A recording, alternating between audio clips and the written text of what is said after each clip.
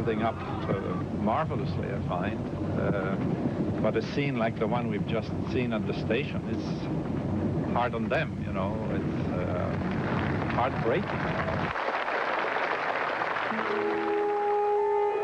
This is a Global News special.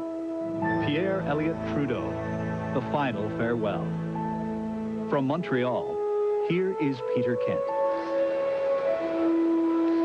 On the 5th day of official mourning, after days of tears and tributes, the nation prepares its final farewell for Pierre Elliott Trudeau.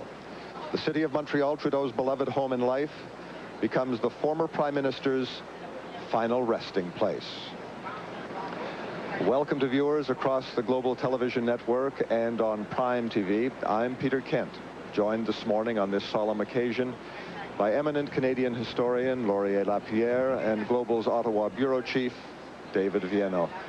Laurier, there is a sense of very quiet anticipation among this surprisingly modest crowd in Place d'Armes as we await the arrival of the PM's casket. I think we're about to have closure, you know, in some ways. I mean, it's been some marvelous, magnificent, glorious 4 days that we have not lived since the days of Sir Wilfrid Laurier. You weren't born then, of course.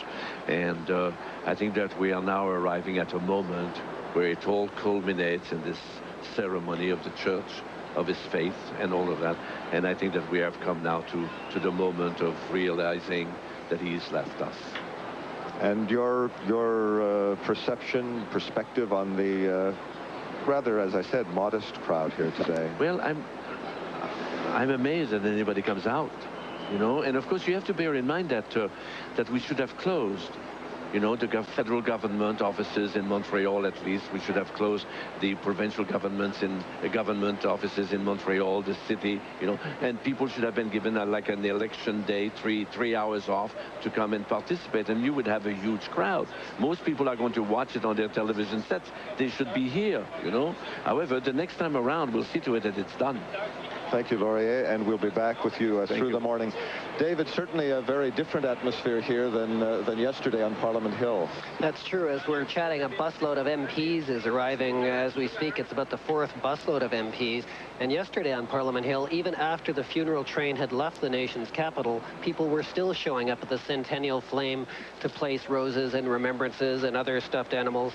Here, this crowd is smaller, although we can take note that the last visitation at City Hall was at 4:15 this morning. Yes.